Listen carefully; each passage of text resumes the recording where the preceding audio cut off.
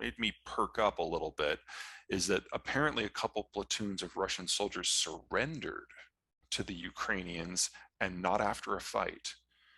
If you Wow. get mass desertions among the Russian soldiers, then we're talking about a very different situation. But this Hmm. is one report that has not been confirmed. Yeah. Okay. But if you're going to be looking for hope on the Russian side, it'll be in Ukraine, not in Russia. Oh, yeah, no, Not I think that's a little simplistic. If okay. the United States were to get involved in Ukraine in a real way, that would be the Air Force, that would be the Special Forces, that would be the Army. If we're going to get involved in Ukraine, it's going to be the Navy.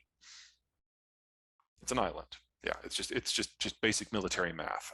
I also don't think that the Chinese are itching to go, because if the Chinese did, the war would look very different from Ukraine. So in Ukraine, Russia holds all the mid and long-term advantages here: more Hmm. equipment, more men, a self-sustaining system at home. China is 100% dependent upon international trade as maintained by the American-led globalized order. Right. And if they try to throw a wrench in that, they lose access, because we'll just put a couple of destroyers out in the Indian Ocean and cut the energy line. 3 months later, the buses stop running because they run out of fuel. 3 months after that, the power goes out. And less than a year after that, they lose 500 million people to famine, because agriculture is an internationalized trade-based system, Right. and all the inputs that allow them to grow their food are not from China. Yeah. And the communists are out.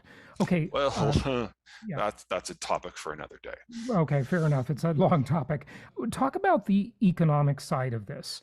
I think at least initially we're going to see more easing from our Fed, maybe downward pressure on interest rates. I mean, we've already had that, that it's been just toxic the way it's gone through the pandemic. I'm not But going to comment yeah, on the Fed, because the Fed is about to be thrown 1,000 curveballs, and I'm not sure right. the Fed has the tools to deal with this, even if we Okay. all agreed on what needed to be done.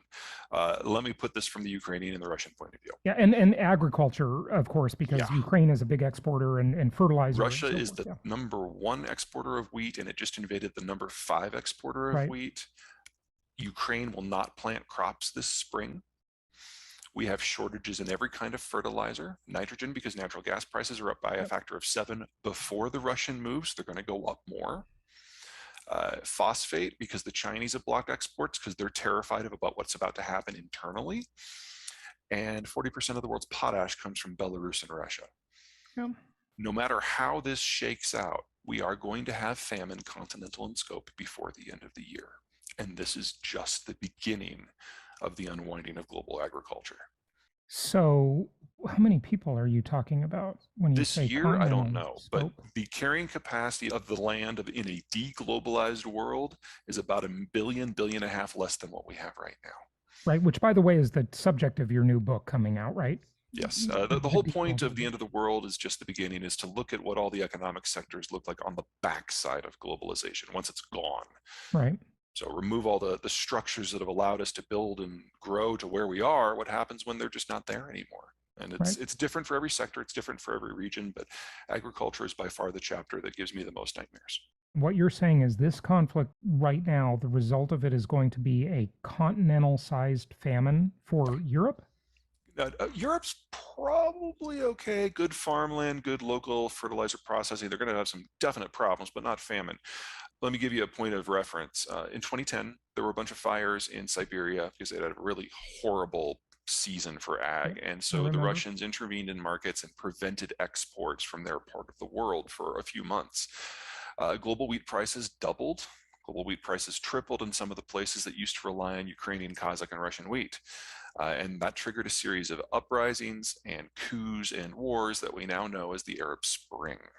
And that was from a partial disruption, not a complete Yeah. disruption. And that had nothing to do with fertilizer. Fertilizer just flowed fine.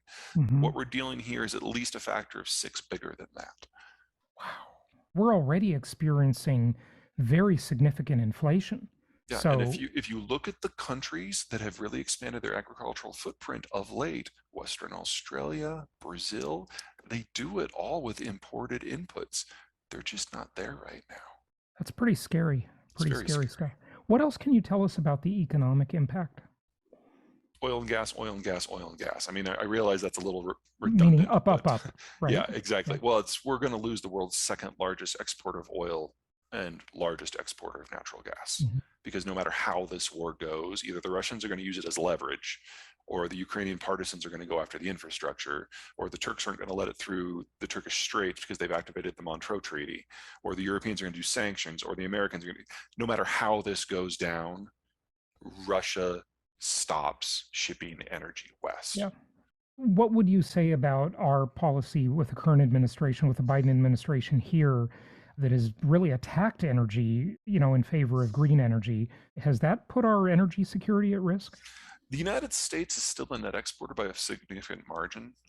We export over 3 million barrels a day of refined product. So while I'm not exactly thrilled with some of the things the Biden administration has done on energy policy, he'd have to do a whole lot more damage Okay. to actually impact the bottom line. My concern moving forward is that in a world where the Russians cease to be a player and oil prices skyrocket because it's a globalized market, the US president has the power granted by the 2015 Energy Omnibus Bill to end American energy exports with the stroke of a pen, Hmm. which means that we'll be fine. Yeah. But then the world would lose access to American energy and Russian energy at the same time. And now you're talking wartime shortages everywhere else. And that would concern me, that they would be very pressured to get energy, and they would get it any way they can. And that means they would And break that's the where treaty. everything else breaks. That's one of the ways everything else can break down very Yeah, quickly. yeah, it really is. Peter, I know your time is very limited, and we're gonna have you back in about 2 months, I think, when your book launch happens.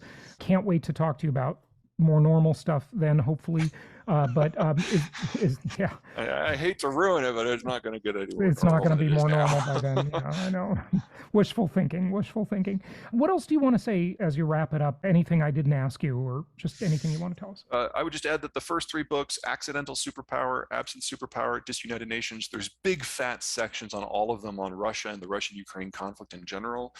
Any book sales that are made between March 1 and May 31, every cent of my royalties are going to Ukrainian charities to help with medical needs of the refugees and the people who Great. decided to stay behind. That's great. That's awesome. And Peter, give out your website.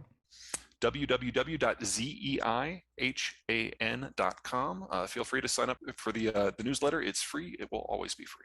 The newsletter is great, and you've got some great YouTube content out there as well. Peter Zeihan, thank you so much for joining us. Appreciate it. No problem. Have a good one.